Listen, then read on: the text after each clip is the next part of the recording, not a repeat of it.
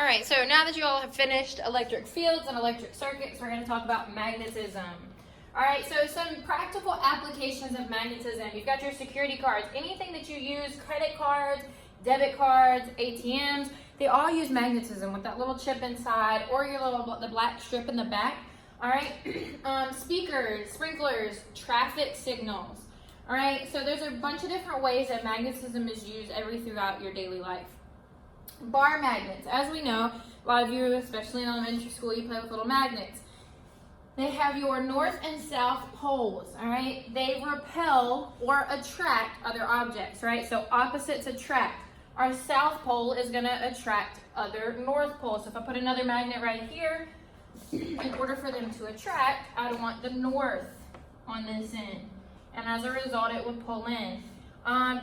If I put a north over here, because they're the same, they're going to push away from each other. So opposites attract, like charges repel. So we talked about that a little bit in electricity, and now basically the same thing with magnetism.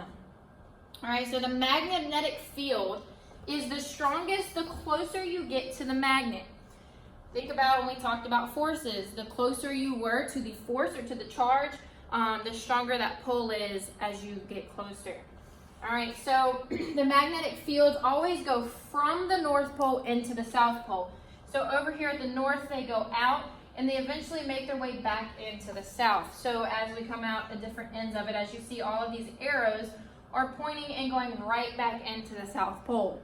So your field force arrows always go out of your north into your south.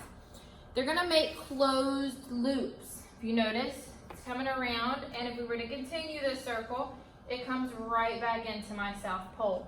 So those are my magnetic fields that surround the magnet. If anything comes within those fields, then you're going to experience a force or an effect, a push or pull on that object. All right, so where is it the strongest? We just said that our electric fields are strongest the closer to the magnet. So you want to label that anywhere right in here towards the magnet. All right, where is it going to be the weakest? So here's our strongest points. Anywhere close, all right?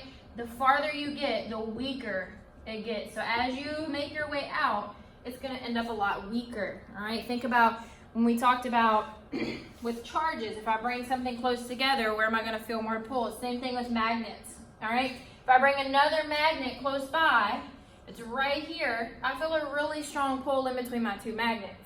But if I were to back that magnet away, as I move it back, you feel less and less of a pull. That's because your magnetic field is getting weaker the farther you move away. So think about that practical application if you were to be actually holding a magnet. All right, so magnetic fields relate to compasses. So we know back in the day, before they had GPSs, people in ships or in vehicles, they would use compasses to help guide them in the right direction, right?